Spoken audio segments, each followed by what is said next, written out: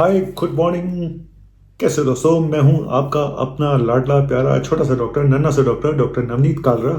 और देखो, नई शर्ट पहन के आया हूँ। बुढ़ापे में बंदा कुछ करके छोड़ेगा। चलिए, एनीवे टॉपिक आज का बहुत इंपॉर्टेंट है। और टॉपिक ये है कि गॉल ब्लैडर स्टोन, पित्त की थैली में पथरी का बन जाना।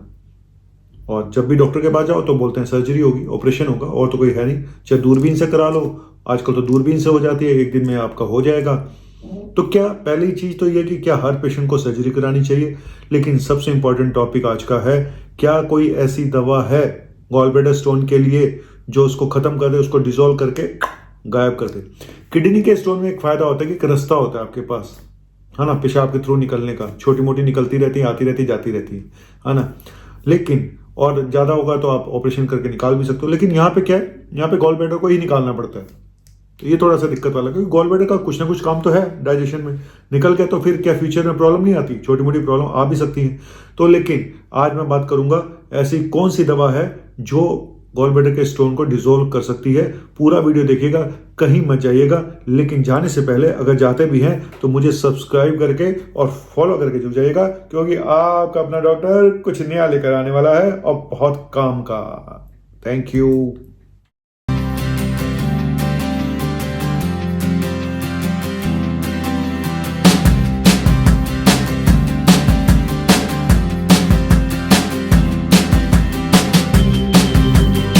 तो पहले ही बता दूं, गॉल ब्लैडर में स्टोन, जो पित्त की थैली में स्टोन होते हैं, ज्यादातर समय एसिम्प्टोमेटिक होते हैं, मतलब कुछ कहते नहीं है, पड़े हुए हैं। आप अल्ट्रासाउंड कराने गए, पता चला कि अल्ट्रासाउंड में निकल आया।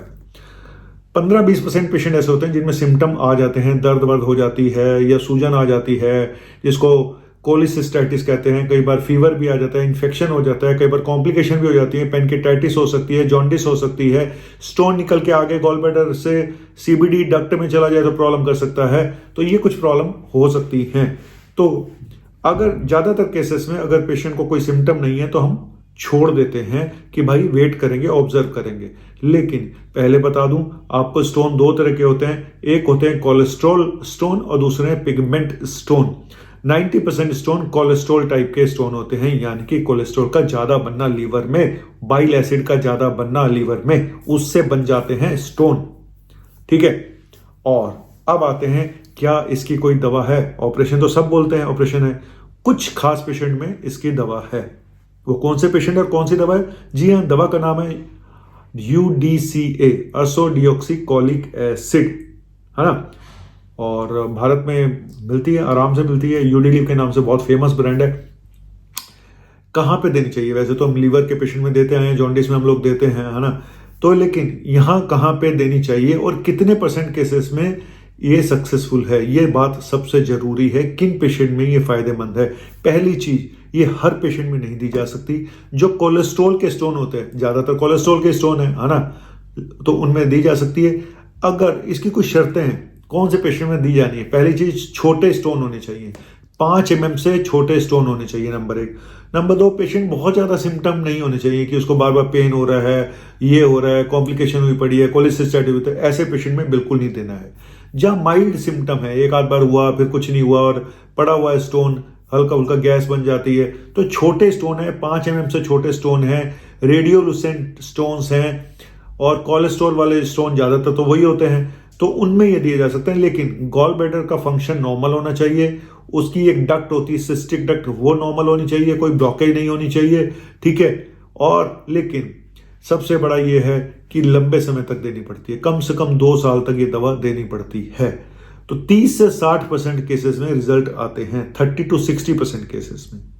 ठीक है। तो गायब हो सकता है, ये देखा गया है। लेकिन अगर मान लो 6 महीने में ये गायब हो जाए तो फिर भी आपको लंबे समय तक दवा देनी पड़ती है, कि रिकरेंस रेट ज्यादा है, वापस होने का खतरा रहता है कि एक बार तो गायब हो गए, लेकिन जैसे दवाई बंद करो तो दोबारा भी हो सकते हैं। ये भी एक काफी बड़ा रिस्क होता है रिलैप्स होने का।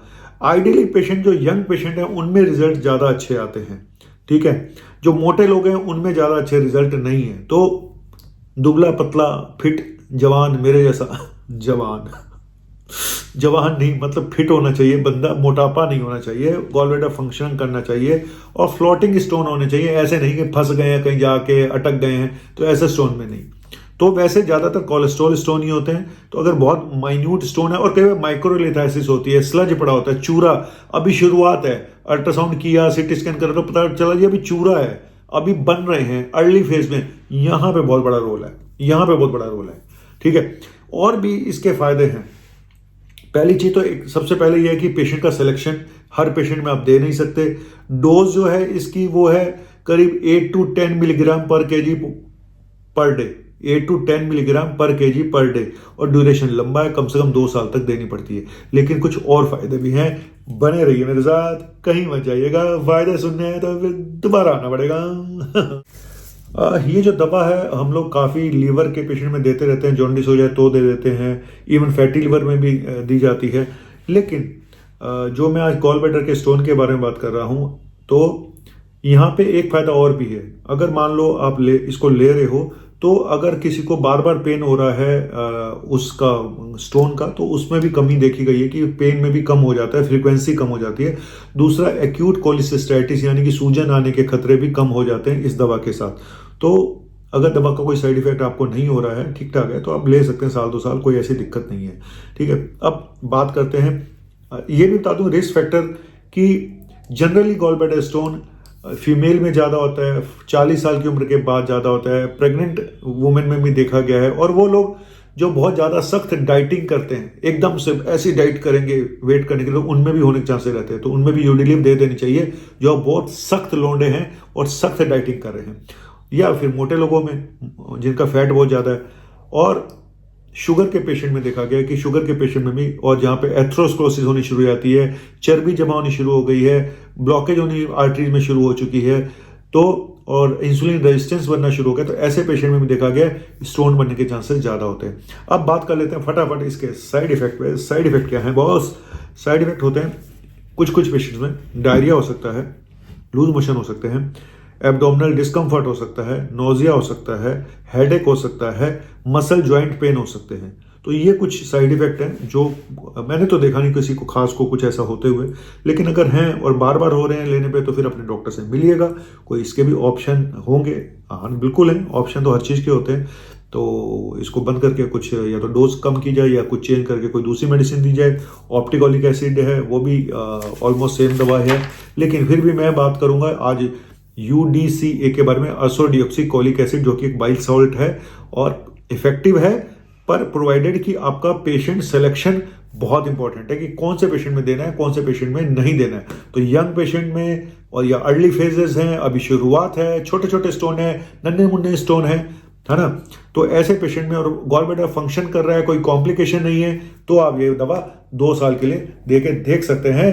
और बस बाकी आपकी किस्मत है, रब रखा है ना, नहीं तो सर्जन बैठे हुए अपना इंस्ट्रूमेंट लेके, लैब कोली। हर डॉक्टर अपने नाम के आगे सर्जन लिख तो लेता है लैब कोली सिस्टेक्टमी, लैब करेंगे, लेप्रोस्कोपिक सर्जन। सर मैंने कई बार बहुत बड़े बड़े ब्लंडर होते भी देखे हैं इन लेप्रोस्कोपिक सर्जन से। तो हमेशा एक बहुत ही स्किलफुल बंदे से कराएं। सिर्फ नाम के आगे लिख देने से कि मैं लेप्रोस्कोपिक सर्जन हूँ, कोई कितना बढ़िया वो लेप्रोस्कोपिक सर्जन है ये आप नहीं बता सकते। तो जाइए, पता करिए, एक्सपीरियंस लोग देखिए जिनको कम से कम 8-10 साल का एक्सपीरियंस हो। इसलिए सर्जन को पहले 8-10 साल एक्सपीरियंस सरकारी हॉस्पिटलों में करते रहना चाहिए। एक्सपेरिमेंट बेचारे गरीबों पे क्या करें, वो भी कहीं ना कहीं तो सीखेंगे ना। वैसे तो मेडिकल कॉलेज में भी सिखाया जाता है, लेकिन उसके बाद भी एक्सपीरियंस बहुत बड़ी चीज़ है, ये बात मानना पड़ेगा। थैंक यू वेरी मच, शुक्रिया, शब्बा खैर और मेरी खैर।